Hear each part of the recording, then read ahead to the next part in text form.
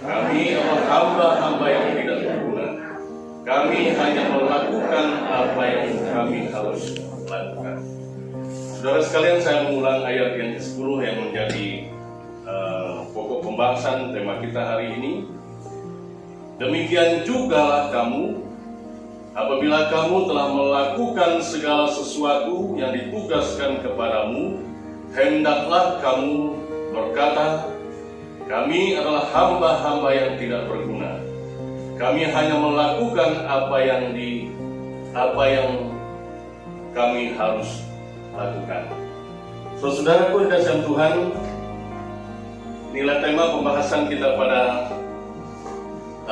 pagi hari ini berkenaan dengan kepemimpinan. Saudaraku dikasihi Tuhan, kita akan melihat dari beberapa sisi tentang kepemimpinan yang dikatakan di dalam Injil Lukas yang baru saja kita baca bersama-sama pada pagi hari ini. Kita memperhatikan beberapa hal penting di dalam pendahuluan yang menjadi pertanyaan juga pembahasan kita pada hari ini. Untuk menjadi seorang pemimpin kompeten membutuhkan proses dan waktu. Seorang pemimpin harus melalui proses pembentukan di bangku pendidikan, baik itu secara formal maupun informal atau apapun namanya, ketika seseorang menjadi pemimpin. Saudara, seorang hamba Tuhan berkata, D.L. Moody, yang mengatakan bahwa memang ada seorang pemimpin. Ketika dia menjadi seorang pemimpin, dia dibentuk oleh karena lingkungan di mana dia ada. Dan Moody juga berkata bahwa seorang pemimpin bisa menjadi seorang pemimpin yang luar biasa ketika memang dia harus menjadi pemimpin. Tetapi saudaraku, ada banyak juga orang berkata bahwa saya mau menjadi pemimpin atau saya menjadi pemimpin apapun di dalam gereja tanpa melalui proses yang seharusnya dilalui. Nah, oleh karena itu, saudaraku dikasihi Tuhan, Anda dan saya, saudara sekalian, merupakan calon-calon pemimpin di masa depan. Pemimpin gereja di mana saudara nanti akan melayani.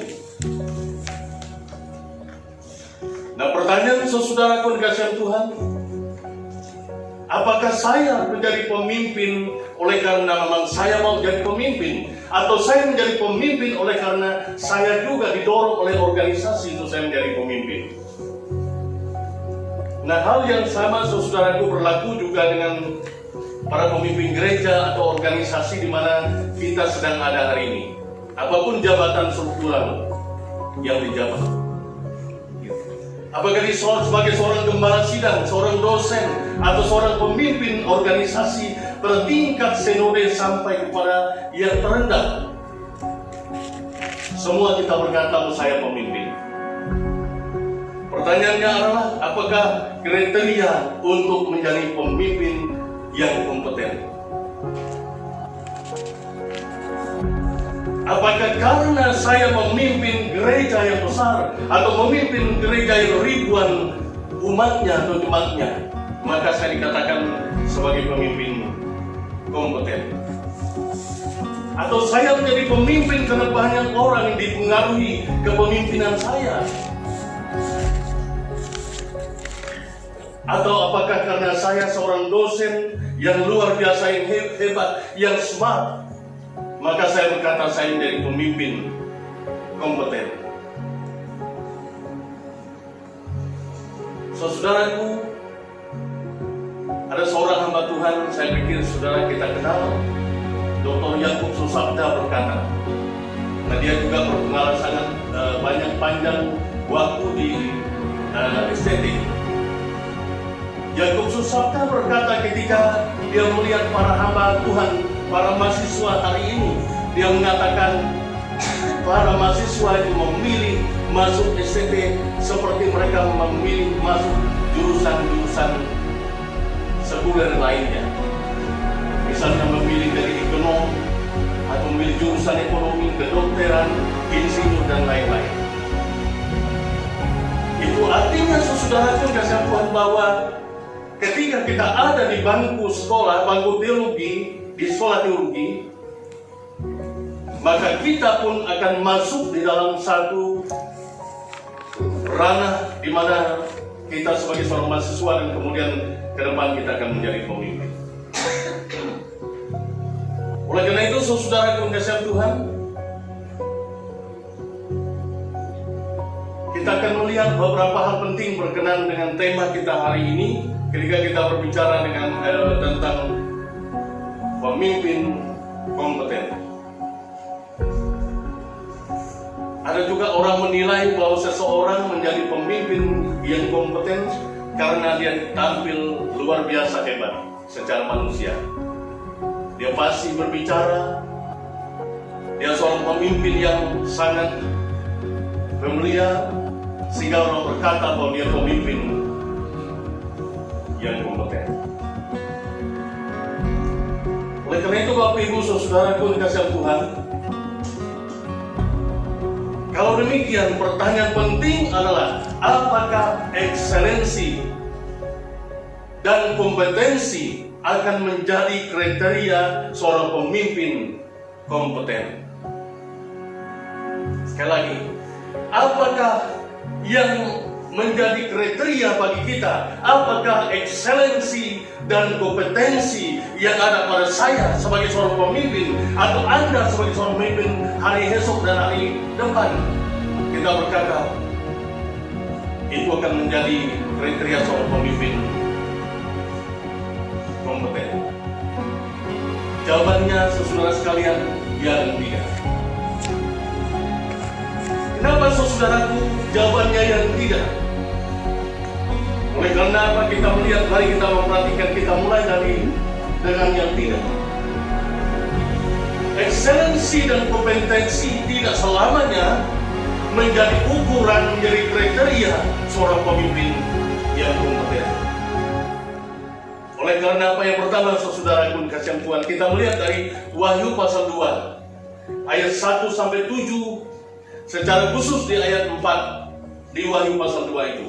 Karena apa? Karena ayat itu mengatakan, karena Tuhan tidak hanya melihat yang bersifat natural gift yang ada pada saya, tetapi juga spiritual gift. Karena itu kita melihat di dalam Wahyu pasal 2 ayat 4 mengatakan, namun demikian aku mencela engkau karena engkau telah meninggalkan kasihmu yang semula. Saudara sekalian, kita tahu bersama di Wahyu pasal 2 ayat 1 sampai 7 itu menceritakan bagaimana 7 gereja mula-mula dicatat di sana. Di antara 7 gereja mula-mula itu adalah gereja Efesus yang merupakan gereja yang luar biasa, yang hampir tidak ada celaan terhadap gereja Efesus. Hampir sempurna, hampir excellent gereja itu. Dari satu gereja berdiri kemudian menjadi 7 gereja, itulah gereja Efesus. Tetapi toh kita melihat Tuhan berkata di ayat yang keempat, namun demikian aku mencela engkau karena engkau telah meninggalkan kasihmu yang semula. Sehebat apapun orang, sehebat apapun pemimpin, sehebat apapun jemaat, kita melihat firman Tuhan berkata kepada gereja Efesus, gereja yang luar biasa, gereja yang excellent dianggap mata manusia. Tetapi bagi Yesus, bagi Allah, toh ada yang masih kurang dari mereka. Aku mencela engkau karena engkau meninggalkan kasihmu semula. Ada sesuatu yang sangat esensi yang sudah ditinggalkan gereja mula-mula itu, gereja Efesus, yaitu kasih. Mereka mulai hebat dalam hal yang lain. Mereka mulai hebat karena mereka mendirikan jemaat-jemaat baru. Tetapi Tuhan berkata, ada yang kurang, ada yang hilang dari engkau, karena engkau telah meninggalkan kasihmu yang mula-mula. Artinya, saudaraku, sehebat apapun pemimpin apa saya, saudara, ketika engkau sudah kehilangan kasih, maka tidak ada arti apa-apa pelayanan kita. Karena itulah Yesus berkata, firman Tuhan mengatakan di dalam bagian ini, Dia mencela gereja Efesus. Engkau boleh hebat, engkau boleh luar biasa, tetapi engkau sudah kehilangan sesuatu yang esensial di dalam dirimu, yaitu kasih. Itu sebabnya Ekselensi dan kompetensi tidak selamanya atau tidak menjadi ukuran bahwa saya menjadi pemimpin yang kompeten. Yang kedua di dalam bagian ini, satu cerita yang juga kita sudah biasa khotbahkan atau kita sangat senang mungkin dengan bagian ini. Kita memperhatikan di dalam bagian ini, di dalam 1 Samuel pasal 16 secara khusus pasal itu, dan ayat 6 sampai dengan ayat ke-12, kita memperhatikan ketika itu akan ada pemilihan seorang raja menggantikan Raja Saul. Samuel sebagai seorang nabi dan sekaligus seorang hakim terakhir ketika Nabi Imam Eli meninggal pada saat itu. Samuel pada saat itu menseleksi anak-anak Isai. Anak Isai mencatat, Alkitab mencatat, saudaraku, di dalam 1 Tawarik pasal 2 ayat 3 sampai 13 mencatat anak Isai itu ada 9, 7 laki-laki dan 2 perempuan. Ketika Samuel, saudaraku, diminta oleh Tuhan karena 1 Samuel pasal yang ke-16 ayat 1, Tuhan mau menetapkan seorang raja bagi Israel. Samuel menseleksi anak-anak Isai, dia duduk mungkin di tempatnya, lalu kemudian masuklah anak-anak Isai yang akan dicalonkan sebagai raja pemimpin pada saat itu. Ketika itu kita membaca, saudaraku yang kasih Tuhan, masuklah Eliab menghadap Samuel, lewat di depan Samuel, dan Samuel berkata dalam ayat itu, luar biasa, hebat, dan inilah pilihan Tuhan, dia akan menjadi seorang raja. Tetapi Tuhan berkata tidak, karena aku telah menolaknya. Kemudian ketika Eliab lewat dan itu tidak dipilih, masuklah Abinadab, saudaranya. Tuhan juga berkata tidak, masuk sama dan masuk saudara yang lain, tidak ada satu pun yang dipilih. Karena apa?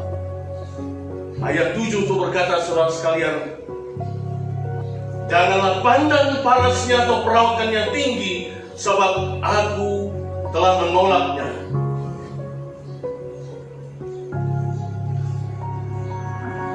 Sebab aku telah menolaknya, bukan yang dilihat manusia, dilihat Allah. Manusia melihat apa yang di depan mata, tetapi Tuhan melihat hati. Saudaraku dikasihi Tuhan, ini satu hal yang luar biasa yang kita melihat bagaimana seorang pemimpin dipilih. Pandangan manusia, pandangan Samuel melihat luar biasa. Eliab itu badannya besar, dia gagah perkasa, tampil luar biasa, lewat di depan Samuel. Tapi Tuhan berkata tidak, saya menolak. Demikian juga dengan saudara yang lain, juga tidak dipilih Tuhan. Sehingga Samuel bertanya kepada Isai, saudara sekalian, di dalam ayat yang ke-11, inikah anakmu semuanya? Dan Samuel bertanya, sudah habiskah anakmu yang lain? Lalu saudara tahu penjawab pada Isai. Dia bilang masih tinggal yang bungsu, tetapi sedang mengembalakan kambing domba, sedang ada di padang di sana. Yang sama sekali si Daud itu, anak kecil itu, yang masih kemerah-merahan, tidak diperhitungkan sama sekali, sehingga tidak masuk dalam seleksi pada saat itu.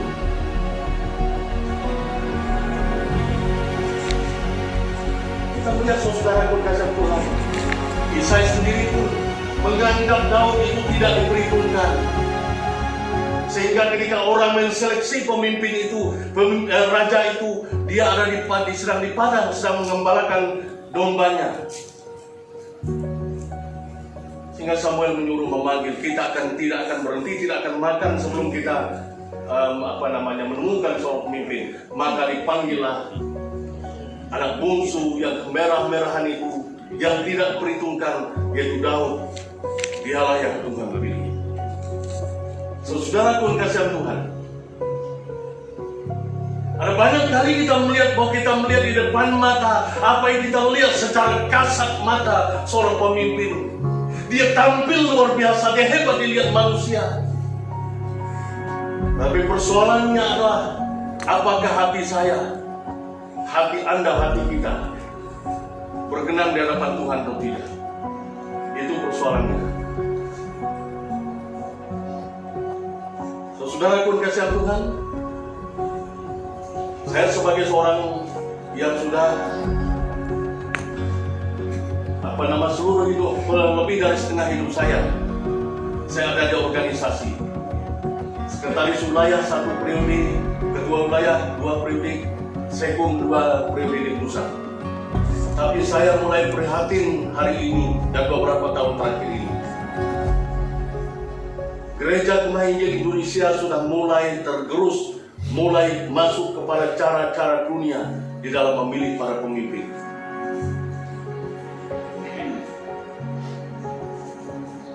Dan kita harus banyak berdoa, saudara sekalian. Karena ada orang yang menggunakan cara dunia, saya tidak usah sebut di sini. Ini mungkin sudah biasa, tetapi mungkin lebih dari itu. Tetapi apakah yang saya lakukan, kita buat organisasi kita lakukan hari ini berkenan di mata Tuhan atau tidak? Jangan sekedar kita memandang apa yang dilihat mata, dilihat dunia ini, tetapi kita mengabaikan apa yang Tuhan katakan. Oleh karena itu, saudaraku, kompetensi atau pemimpin kompeten itu penting, tetapi jangan mengabaikan apa yang Tuhan katakan di dalam diri kita. Oleh karena itu, saudaraku dikasihi Tuhan, kita melihat bahwa apa yang tidak diperhitungkan manusia, bahkan Isai sendiri sebagai ayahnya tidak menganggap Daud itu sebagai calon pemimpin. Tetapi ketika dia datang ke depan Samuel berkata, Tuhan berkata melalui Samuel, inilah dia orang yang dipilih Tuhan. Oleh karena itu, Bapak Ibu Saudaraku dikasihi Tuhan, satu hal, ketika saya dipilih, ketika Anda dipilih, ketika siapapun pemimpin saudara, hargai pemimpin itu, karena kalau dia dipilih Tuhan, maka dia akan melakukan perkara besar. Amin. Dan itu yang kita lihat. Daud menggantikan Saul menjadi seorang raja yang luar biasa. Walaupun ada kelemahan-kelemahan yang kita lihat, tapi Tuhan memakai dia secara luar biasa. Saudaraku, sebelum kita masuk kepada bagian yang kedua atau yang terakhir, pada tahun 1978 ketika negara Cekoslowakia dikuasai komunis pada saat itu, ada seorang hamba Tuhan, seorang pendeta yang bernama Václav Malik, menjadi seseorang tokoh, seorang hamba Tuhan, seorang pemimpin, seorang pendeta yang luar biasa, menjadi tokoh yang mampu meruntuhkan kekuasaan komunis pada saat itu. Bukan dengan senjata, bukan karena dia menjadi seorang pejabat, tidak, tetapi dia sebagai seorang pendeta. Ketika itu, saudaraku, Presiden Cekoslowakia yang bernama Carlson mengatakan kepada Václav Malik, dia berkata kepada Václav Malik, Anda pasti seorang pahlawan, you are hero. Dan berkali-kali dia berkata, you are hero kepada Václav Malik, karena dia mampu meruntuhkan kekuasaan komunis. Tapi saudara tahu apa jawaban Václav Malik? Dia berkata, no, I'm not a hero, but I just what is my duty. Saya bukan pahlawan, tetapi saya hanya melakukan apa yang wajib saya lakukan, yang harus saya lakukan. Bukan saya harus menjadi seorang pahlawan.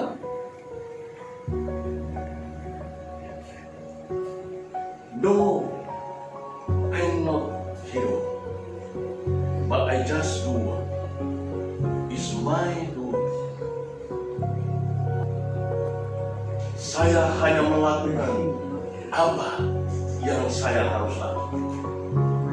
Itu sebabnya di dalam pembacaan kita tadi, kita adalah hamba-hamba Tuhan, hamba yang tidak berguna. Ketika Tuhan mempercayai Anda sebagai apapun, mari kita berkata, saya bukan seorang pahlawan.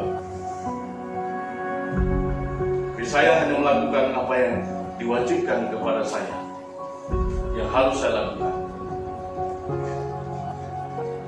Saudara dikasihi Tuhan, atas jasa-jasa yang luar biasa, karena Waklat Malik ini mampu menghancurkan kekuasaan komunis. Pada masa itu, Presiden Czechoslovakia Chuck Colson menawarkan berbagai-bagai jabatan politik, jabatan strategis, bahkan memberikan reward yang luar biasa, penghargaan, memberikan jaminan-jaminan apapun yang dia mau.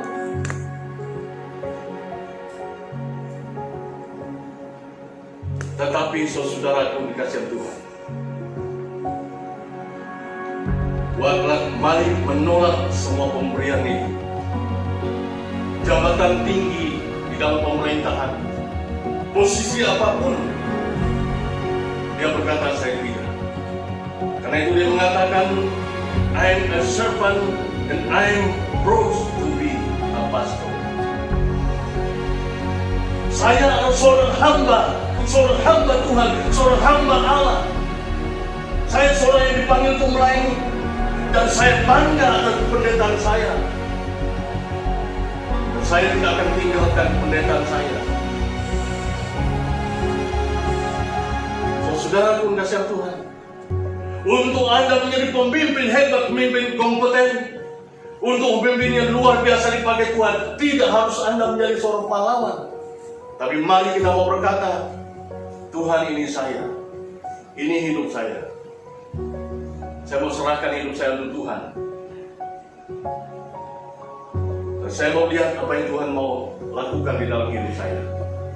Mau taat melakukan perintahnya seperti Waklat Malik. Dia menghancurkan kekuasaan komunis, tetapi dia tidak menuntut apapun. Dengan rendah hati dia berkata, saya seorang hamba. Saya bangga dengan jabatan pendeta saya. Saudaraku dikasihi oleh Tuhan, itulah sebabnya untuk menjadi seorang pemimpin kompeten, ekselensi dan kompetensi itu tidak menjadi kriteria. Karena hal-hal itu tadi kita lihat. Nah, Allah menuntut dimensi Roh Kudus menguasai hidup kita. Tetapi yang terakhir kita lihat, saudara sekalian, apakah ekselensi dan kompetensi menjadi kriteria seorang pemimpin kompeten? Jawabannya adalah ya.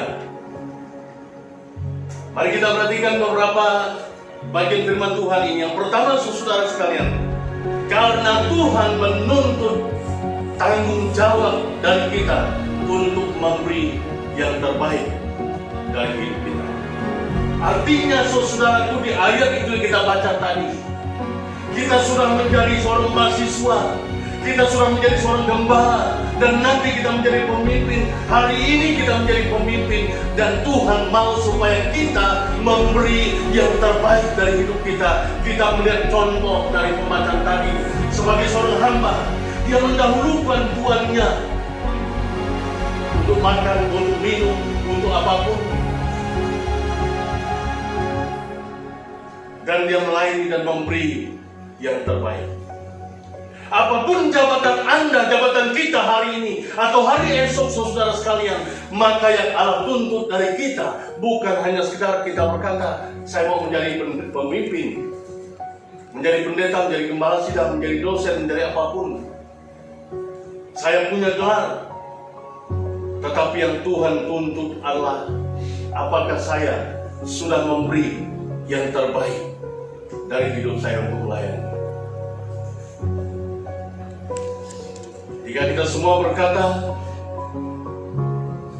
maka kita layak untuk mengatakan bahwa excellency dan kompetensi itu yang harus menjadi tujuan saya untuk saya mencapai keberhasilan untuk memuliakan nama Tuhan dan memberikan hidup saya yang terbaik bagi Tuhan. Yang kedua, saudara sekalian, kenapa iya? Karena di dalam Markus pasal 12 ayat 14 itu, karena Tuhan mau kita menghasilkan buah. Nah, agak aneh kalau kita melihat secara manusia, saudara sekalian. Kita tahu ayat itu, pembacanya di ayat itu. Ketika Yesus keluar dari Betania bersama-sama dengan muridnya pada perjalanan siang itu, dari jauh dia, kata firman Tuhan, dia melihat pohon ara yang rindang, yang luar biasa subur itu. Dia melihat daunnya sangat rindang dan dia berkata, saya lapar, kami lapar, saya mau juga supaya ada buah dari pohon ara itu. Dia mengharap supaya ada buah pohon ara itu. Tetapi saudara sekalian, ayat-ayat itu berkata, pada saat itu bukan musim buah ara. Tetapi kenapa si Yesus seolah-olah menuntut pohon ara itu ada, seharusnya ada buah, padahal itu bukan musim buah ara. Apakah Yesus tidak tahu itu bukan musim buah ara? Dia tahu. Sehingga mereka berjalan, mereka mendekati tempat itu. Mereka melihat pohon itu yang rindang, tetapi mereka tidak menemukan buah dari pohon itu. Karena ayat firman Tuhan berkata, memang bukan musim buah ara. Tetapi Yesus menuntut supaya ada buah ara itu. Sebagai konsekuensi, saudaraku dikasihi Tuhan, karena ara itu tidak berbuah walaupun itu bukan musimnya, Yesus mengutuk pohon ara itu, disaksikan murid-muridnya. Maka matilah pohon ara itu kering dan tidak dimakan orang itu selama-lamanya, kata firman Tuhan. Apa artinya, saudara? Artinya saya sebagai seorang pemimpin, seorang hamba Tuhan, sebagai apapun kita dalam gereja, Allah menuntut kita menghasilkan buah baginya, tidak tergantung season, tidak tergantung musim. Ketika saya mau melayani, ketika saya mau memberi khotbah yang terbaik, maka saya mau berkhotbah yang baik. Ketika saya mau memberitakan Injil, ketika saya mau, maka saya lakukan. Ada seorang teman dosen saudaraku beberapa tahun yang lalu di Jakarta. Dia sampaikan, Pak Pendeta, kami Dewan Dosen pada saat itu ketika memutuskan kelulusan mahasiswa setelah mereka ujian skripsi. Kami dalam kebingungan untuk memutuskan. Ada 2 orang mahasiswa yang luar biasa. Yang satu dia berkata mahasiswa itu sangat pintar, smart, nilainya A+, A dan kemudian tidak pernah nilainya rendah. Tetapi seorang mahasiswa ini sangat-sangat tidak care, tidak peduli dengan pelayanan. Ketika weekend mereka disuruh pelayanan, dia tidak pernah melayani. Dia pergi ke mall, dia shopping, dia jalan-jalan. Ketika ujian, saudaraku, orang teman-temannya setengah mati belajar, dia tidak belajar, dia main game dan lain-lain, tapi nilainya tinggi.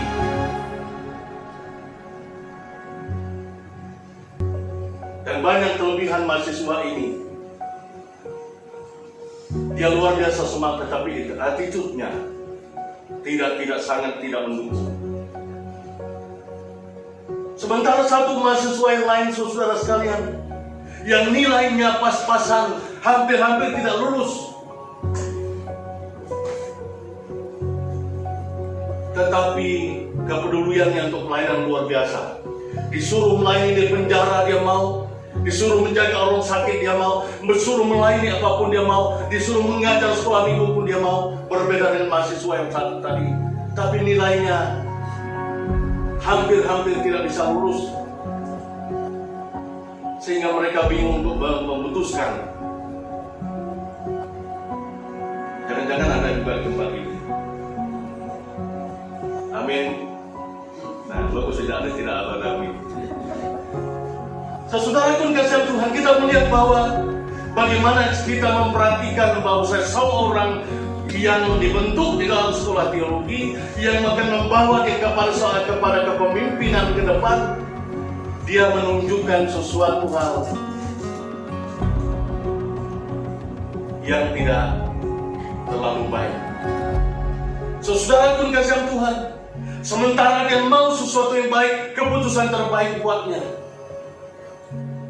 Allah mau supaya ketika kita ada dalam posisi apapun, ketika Anda sebagai mahasiswa, kita mau berkata, Tuhan ini saya, karena saya sudah memberi diri saya untuk melayani, untuk memberikan hidup saya untuk Tuhan.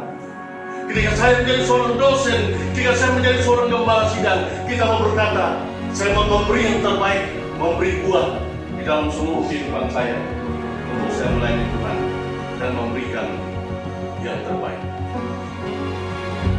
Karena itu saudaraku, sebagai akhir dari firman Tuhan kita hari ini, kita melihat apa yang dikatakan oleh Paulus dalam Filipi pasal 2 ayat 21 dan 22. Kita harus menghasilkan buah yang berkualitas.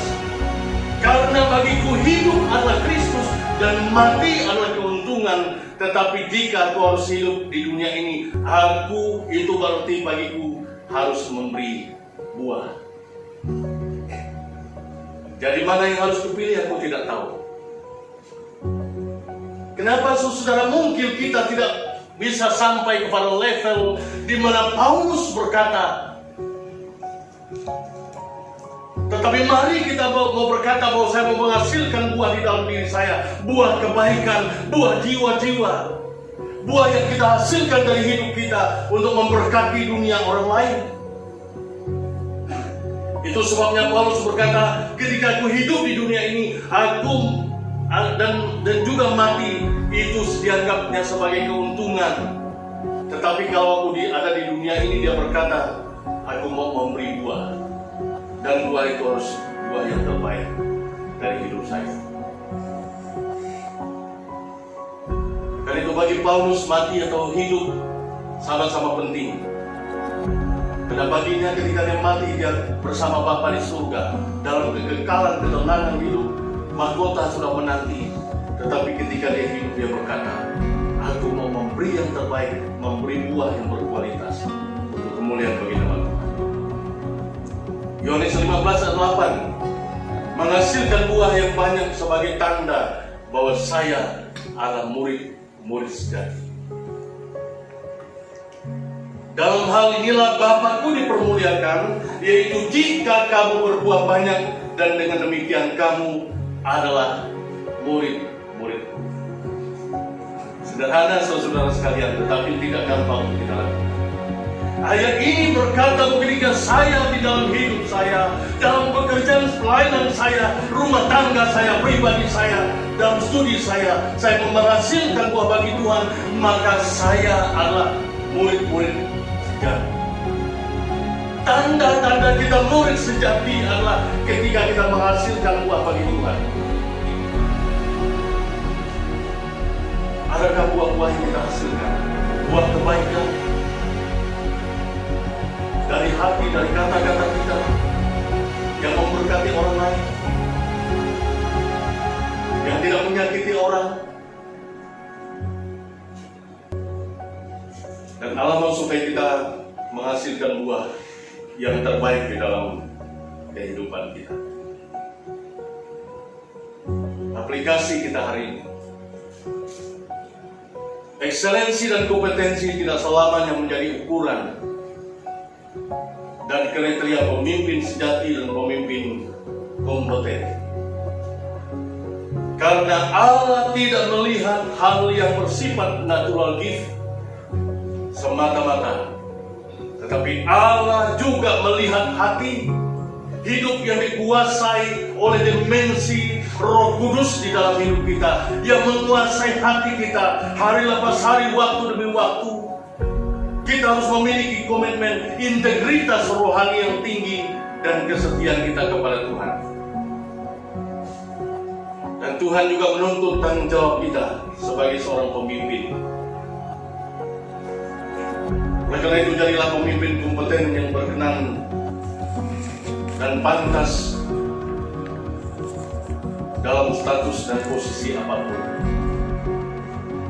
serta layak di hadapan Tuhan sang kepala gereja.